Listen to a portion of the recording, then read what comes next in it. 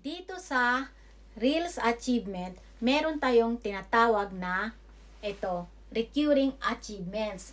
Mayroong tatlo dyan, itong 1 key play, 2 key play, at yung 3 key play. Ngayon, meron ding one-time achievement. Ito yan, ito.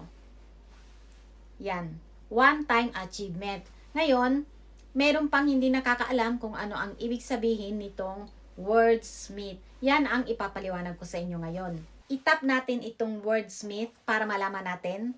Ayan, pag tinap mo yan, nakasulat yan, congrats, you earned this achievement by sharing a reel with text.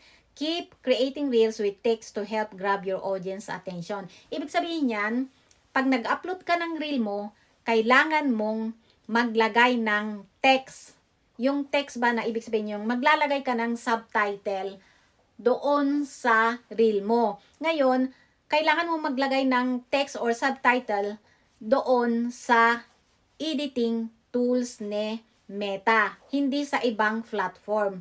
Dito ka mismo gagawa sa editing tools ni Meta para ma-achieve mo itong wordsmith. Sana nakatulong. Thank you for watching.